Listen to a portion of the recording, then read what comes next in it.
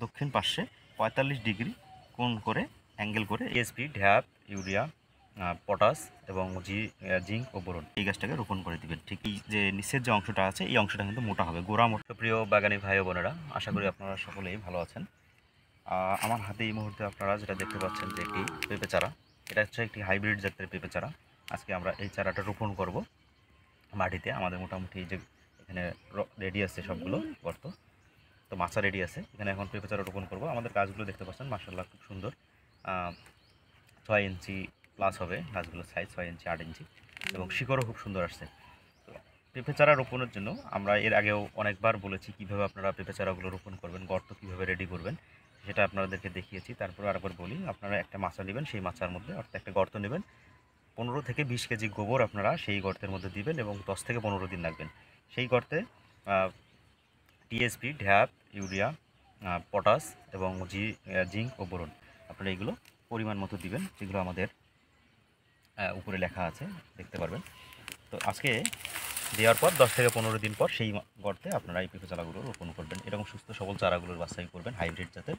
এগুলো মোটামুটি 80%-এর উপর স্ত্রী গাছ হয়। তো আজকে এটা আমি এখন আপনাদেরকে দেখাবো কীভাবে আপনারা পেঁপে চারা রোপণ করবেন। দক্ষিণ পাশে ৪৫ ডিগ্রি কোণ করে অ্যাঙ্গেল করে সুন্দর করে এই গাছটা, যেহেতু এখানে ওয়ান টাইম কাপে আছে, এটাকে সুন্দরভাবে আমরা এই যে বাইরে করে নিলাম, দেখতে পাচ্ছেন। ইনশাল্লাহ কোনো সমস্যা হয় নাই এবং কিন্তু চারাটাও ভেঙে যায় নাই, দেখুন একদম ফ্রেশ আছে এই চারাটা। তো এটাকে অবশ্যই আপনারা করবেন কি, এখন আমি যেখানে আছি আমার হচ্ছে সামনে যেটা দেখতে পাচ্ছেন এটা হচ্ছে আপনার উত্তর সাইড এবং আমার পিছনটা দক্ষিণ সাইড। আপনারা এই গাছগুলো করবেন দক্ষিণ পাশে একটু, দেখতে পাচ্ছেন এই যে ঠিক এভাবেই এই গাছটাকে রোপণ করে দিবেন। ঠিক আমি যেভাবে আপনাদেরকে দেখাচ্ছি সেভাবেই ৪৫ ডিগ্রি অ্যাঙ্গেল করে গর্ত করে এভাবে রোপণ করে দিবেন এই গাছটা।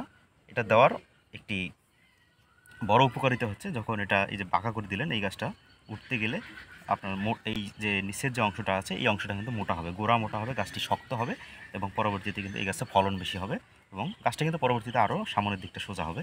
তো এইভাবে আপনারা এটা রোপণ করবেন, তাহলে আপনারা এখান থেকে ভালো একটা ফলন পাবেন। এবং 4 থেকে 5 দিন পর এই গাছগুলোতে ছত্রাকনাশক এবং সেই সাথে মাকড়নাশক স্প্রে করে দিবেন, যাতে করে পোকামাকড়ের আক্রমণ না হয়, এবং মাঝে মধ্যে একটু সার ব্যবহার করবেন। এখন ডিসেম্বর মাস চারা রোপণের জন্য, পেঁপে চারা রোপণের জন্য একটা উপযুক্ত সময়। আপনারা এই সময়ে গাছ রোপণ করলে ভালো ফলন এখান থেকে আপনারা পাবেন। আমাদের এই ভিডিওটা অবশ্যই যারা দেখছেন একটু লাইক করবেন, কমেন্ট করবেন এবং ভিডিওটা অবশ্যই শেয়ার করবেন, উপকারীমূলক ভিডিও সবার জানার জন্য। তো ধন্যবাদ, আসসালামু আলাইকুম।